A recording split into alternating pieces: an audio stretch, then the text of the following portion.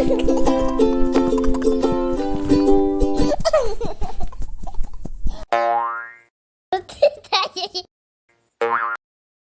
Friends, welcome to నాటి Dhanvi. How are you friends? మేమైతే చాలా బాగున్నాము. ఐ హోప్ మీరు కూడా బాగానే ఉన్నారనేసి అనుకుంటున్నాము.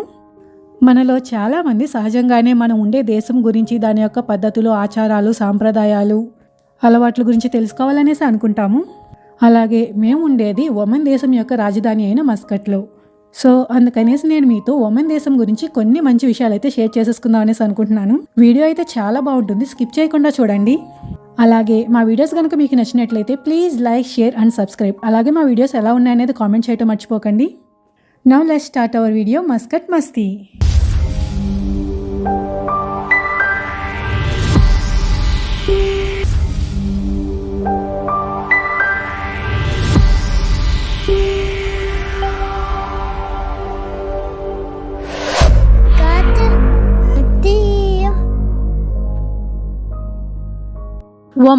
ఒమన్ని అధికారికంగా సుల్తానేట్ ఆఫ్ ఒమన్ అని పిలుస్తారు. ఈ దేశం పశ్చిమ ఆసియాలో ఉంది. ఇది అరేబియా ద్వీపకల్పం యొక్క ఆగ్నేయ తీరంలో ఉంది మరియు పెర్షియన్ గల్ఫ్ ముఖద్వారం వరకు విస్తరించి ఉంది. ఇది Saudi Arabia, United Arab Emirates మరియు యెమెన్లతో భూ సరిహద్దులను పంచుకుంటుంది. ఇరాన్ మరియు పాకిస్తాన్లతో సముద్ర సరిహద్దులను పంచుకుంటుంది. ఈ ఒమన్కి రాజధాని మరియు అతిపెద్ద నగరం మస్కట్. ఒమన్ దాదాపు 4.7 మిలియన్ల జనాభాను కలిగి ఉంది మరియు అత్యధిక జనాభా కలిగిన దేశాలలో 124వ స్థానంలో ఉంది.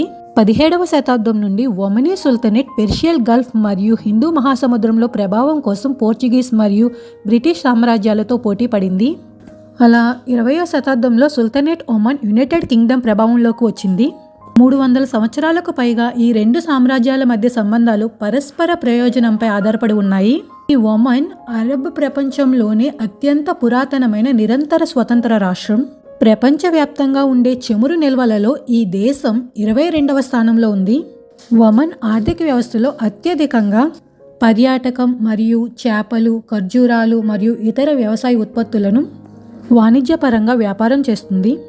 అలాగే 2023 నాటికి ఈ ఒమన్ గ్లోబల్ పీస్ ఇండెక్స్ ప్రకారం ప్రపంచంలోనే 48వ అత్యంత శాంతియుత దేశంగా ఉంది. ఒమన్కి 1932వ సంవత్సరం నాడు ఫిబ్రవరి 10వ తేదీన సెద్ బిన్ తైమూర్ మస్కట్ సుల్తాన్ అయ్యారు. ఈ సెద్ బిన్ తైమూర్ పరిపాలన చాలా సంక్లిష్టమైన పాత్ర వహిస్తుంది.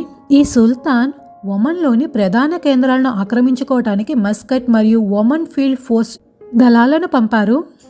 అలా 1967లో స్థానికులపై ఉన్న అన్ని అణిచివేత చర్యలను నిలిపివేయాలని, ఒమన్పై బ్రిటిష్ నియంత్రణను అంతం చేయాలని బ్రిటిష్ ప్రభుత్వానికి పిలుపునిచ్చింది మరియు ఒమన్ ప్రజల యొక్క తిరుగులేని హక్కును పునరుద్ధరించింది.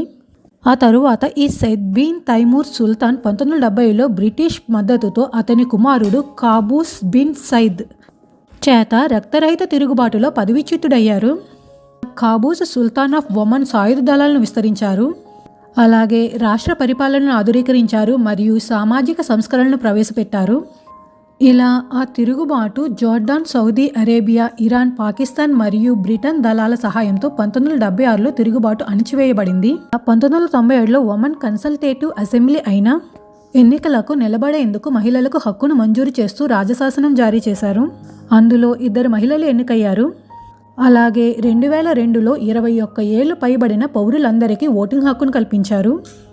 ఆ తరువాత కొత్త నిబంధనల ప్రకారం కన్సల్టేటివ్ అసెంబ్లీకి 2003లో మొదటిసారి ఎన్నికలు జరిగాయి. 2004లో సుల్తాన్ పోర్ట్ఫోలియోతో ఒమన్ యొక్క మొదటి మహిళా మంత్రి Sheikh Aisha bint Khalfan bin Jamil Al సయాబియాను national authority for industrial craftsmanship పదవికి నియమించారు. అరబ్ ప్రపంచంలోనే అత్యధిక కాలం పాలించిన కాబూస్ జనవరి 10, 2020న మరణించారు. వారసత్వంగా వారసులను విడిచిపెట్టకుండా జనవరి 11, 2020న కాబూస్ తర్వాత అతని మొదటి బంధువు హైతమ్ బిన్ తారిక్ అధికారంలోకి వచ్చారు. ఒమన్ జియోగ్రఫీ విషయానికి వస్తే ఒమన్కి రాజధాని నగరం మస్కట్, ఉత్తరాన సోహార్ మరియు సూర్, దక్షిణాన సలాలా మరియు ముసండం. అలాగే ఒమన్కి ఆగ్నేయ తీరంలో దోఫార్ పర్వత శ్రేణులు ఉన్నాయి. అలాగే ఒమన్ యొక్క వాతావరణం లోపలి భాగంలో వేడిగా మరియు పొడిగా ఉంటుంది మరియు తీరం వెంబడి తేమగా ఉంటుంది. ఈ ఒమన్ యొక్క క్లైమేట్ పెర్షియన్ గల్ఫ్లోని మిగిలిన ప్రాంతాల మాదిరిగానే ప్రపంచంలోనే అత్యంత వేడి వాతావరణాన్ని కలిగి ఉంటుంది. మస్కట్ మరియు ఉత్తర ఒమన్లలో వేసవి ఉష్ణోగ్రతలు సగటున 30 నుండి 40 డిగ్రీల సెంటీగ్రేడ్ వరకు ఉంటాయి. ఒమన్లో తక్కువ వర్షపాతం ఉంటుంది.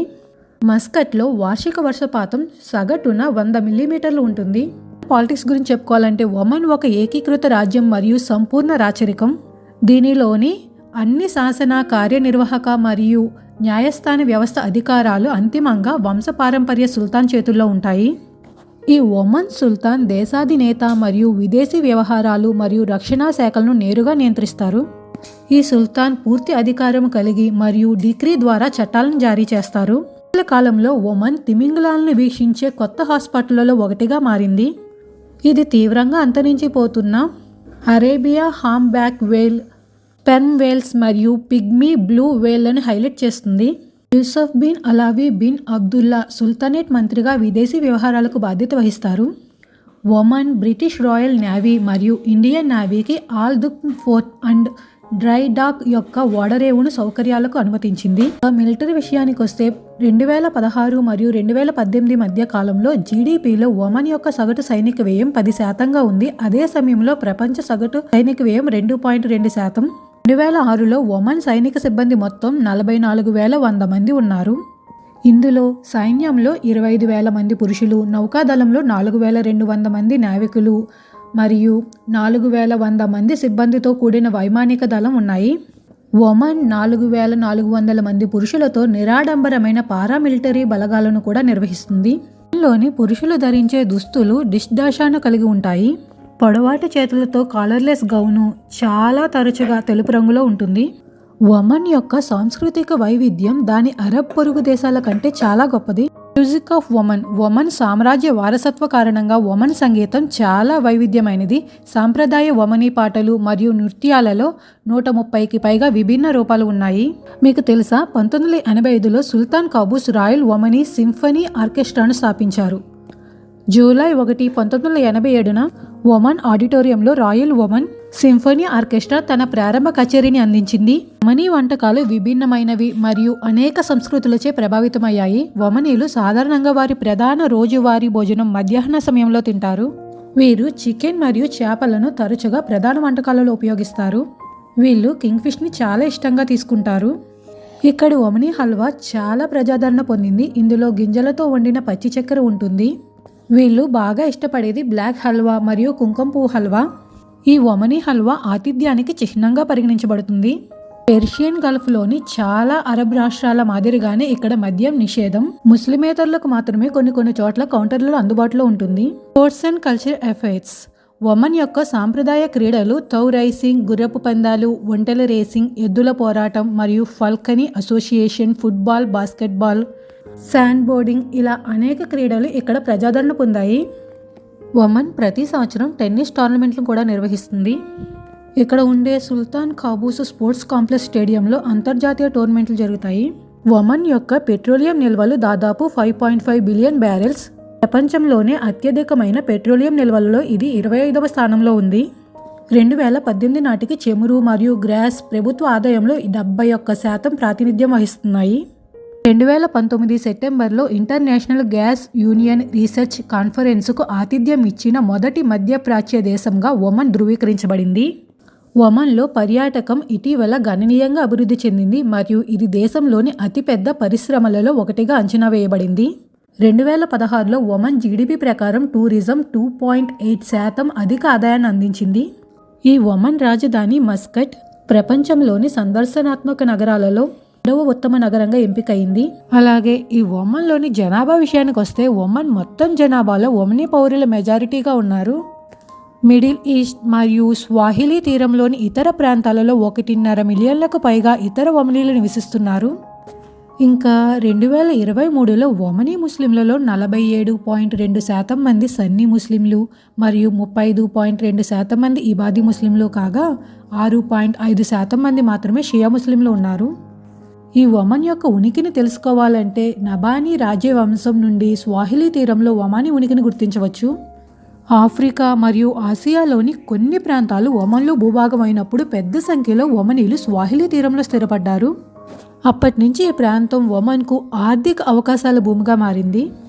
అలాగే ఈ ఒమన్ యొక్క అఫీషియల్ లాంగ్వేజ్ వచ్చేసి అరబీ. అలాగే ఇక్కడ కరెన్సీని ఒమనీ రియల్గా పిలుస్తారు. ఒక ఒమనీ రియల్ వచ్చేసి 214 రూపాయలకి సమానం. అండ్ ఒమనీసు లెమన్ టీని ఎక్కువగా ఇష్టపడుతూ ఉంటారు.